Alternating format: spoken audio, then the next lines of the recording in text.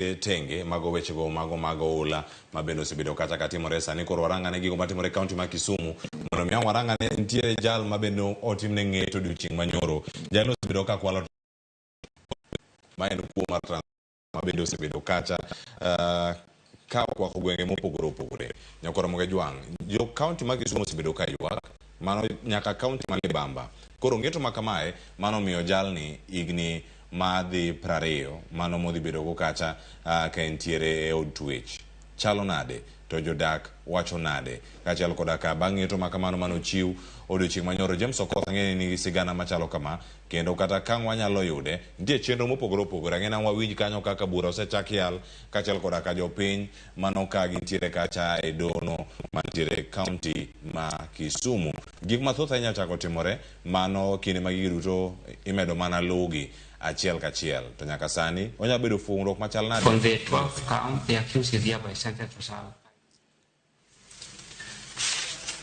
That is a total of 60 years. But I'm looking at the first, second, and third counts. The sentences to those counts shall run concurrently. The fourth, fifth, and sixth counts, the sentences shall run concurrently. The 7th, 8th, and 9th counts, the sentences shall run concurrently. On the 10th, 11th, and 12th counts, the sentences shall run concurrently. That reduces the 60 years to 20 years. Gikusti maka jukuyo se kwalo hinyo wa malich. Sana sana ja biashara kaka ja welding, hiyo done ko se kwal transformer, teach chung. Na ja biashara kaka ja kinyosi, okunyali dimbele gitije, koro biashara kethore. Koro wa appeal to the government mondo joma chalo kamano ko yudgi timiyo gi kum mager. Kum machalo kama en mager. Wacho ni kanya kano ber kata higni 60. Odhi bedo kata ka otiyo kacha e kinde machalo nade. Ma en fungruok machalo nade. Stima ni gimoro ma oganda watiyo godo e yore mopogore opogore. Kanti achudhe machalo kamagi mamiyo weche gi ok chope yo makare. En ng'eto madhi duoko piny weche machalo kamagi gwenge wakoso. Erokamano Cleophas. Yiena ng'i gini e yo mopogore matin. Wach mar stima en wach ma serious nikech sani gwenge wa ng'eny ji tiyo gi stima.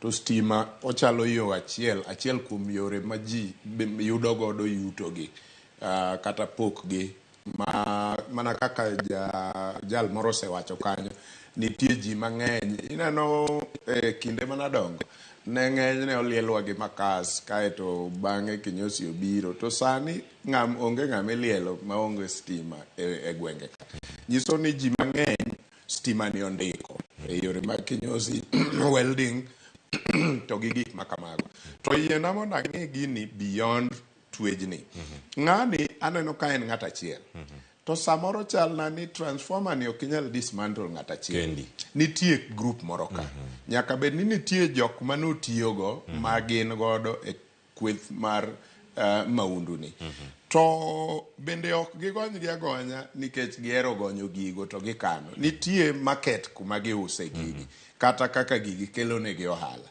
aparo ni ka temo nengo bed ni polise wa kata system koro ng'iyo matut beyond twech mar ng'ani tinyalo twe atweya nikech en kata otwe mana higni 60 to we group mane en go pod dhi nyime gi dismantling transformer nyiso ni onge gima wakonyo ene ma en iye to gik moko pod kethore aketha mondo mi wakony gini e yo okang' maber onengo bed ni wakwongo wang'eyo ni onengo bed ni sani by now sirikal osefwenyo ni gigi kane gigolo ne gigolo gigi ng'ane ma jogo onengo bed ni osemaki kata imanyo namba 2 onengo bed ni ka gigolo gigo to sirikal oseng'e kuma gitere gigo omiyo market cha kata chiro ma gitere gika ma miyo gi moral kata motivation mar timo maundu gi bende okethi kabisa nikech Cleophas ok nya idhe wi transformer ka onge kuma idhe use gigo kama keto onge kabisa idhe transformer